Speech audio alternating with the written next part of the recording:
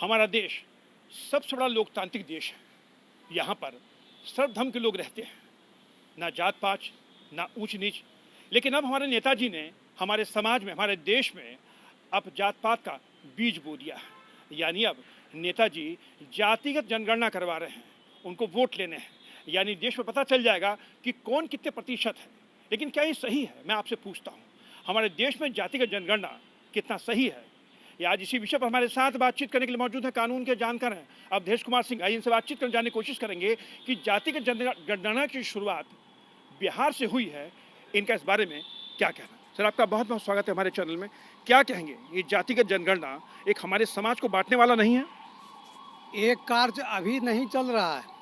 आज से 100 वर्ष पहले जब 20वीं शताब्दी के द्वितीय दशक में जब नेहरू जी का और महात्मा गांधी का पदार्पण हुआ, उसी समय से जात की बीज बोई गई और उस बीज को बोने के चलते हिंदू को बांटते बांटते आप 1947 में आप देखिए कि जब देश का बंटवारा हिंदू मुस्लिम के आधार पर हुआ, तो उस समय का इतिहास उस समय पढ़ करके देखिए कि कितनी लोग ने कुरीतियाँ की कि आज तक हिंदू लोग उसको भुगत रहे हैं।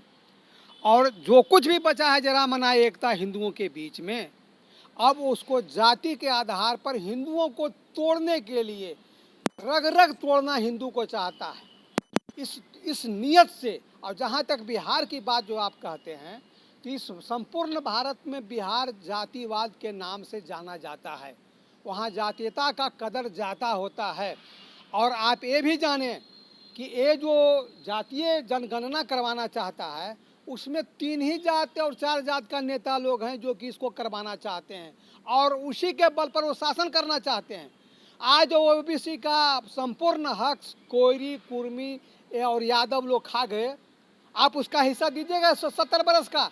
आपने 70 बरस उसका हिस्सा खाया। आप पहले सत्ता को छोड़िए और 70 बरस उन जातियों लोगों को दीजिए जो सत्ता में नहीं रहा है। वो काम नहीं करेंगे। वो करेंगे क्या? ज़्यादा मिले ओबीसी को और उस ओबीसी का संपूर्ण हक हम हड़प जाएं। ये असली नियत है। लेकिन मैं कहता हूं भारत सरकार को कि अगर जातीय जनगणना करना है तो 1970 से इसका इतिहास बनाइए। जो जाति ने ज़्यादा भोगा है सत्ता, उसको सत्ता से दूर कीजिए। लेकिन जिस तरह से बिहार से शुरुआत हुई है, अभी धीरे धीरे जो कांग्रेस शासित जो राज्य हैं, उन्होंने भी इसको इशू बना लिया कि अगर हम सत्ता में आएंगे तो हम भी जातिगत जनगणना करवाएंगे। तो कितना सही है समाज के लिए? अब हमें वो तो हिंदू, आपको तो मैं बता ही दिया कि हिंदू को सर्वनाश जितना औरंगजेब ने नहीं किया, उतना नेहरू जी की गलत नीति से हो गई। आपको ये मालूम होना चाहिए कि देश के बंटवारा जिस समय हुई थी, 24% पाकिस्तान में हिंदू थे। आज 1.5% बच गया। बाकी 22.5% हिंदू का क्या हुआ? या तो वो मुस्लिम बने, नहीं तो उनकी गर्दन कटी। इसकी जिम्मेवारी किसके कंधे पर होगी?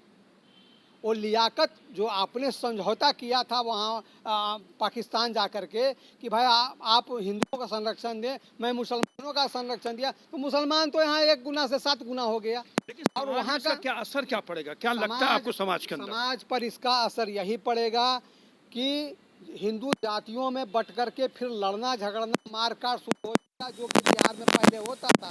लेकिन अब बुद्धिजीवी समाज हो गई है और सोशल मीडिया का है ज़माना, आप लोगों का भी ज़माना है।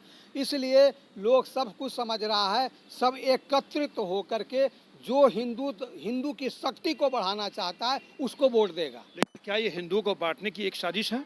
एकदम 100% नहीं। जितने 100% इसमें कीजिए कहिए, उतना 100% यह सही है कि ये हिंदुओं को बांटने की प्रवृत्ति से जाति का जनगणना करने जा रही है। चलिए, आपका बहुत धन्यवाद।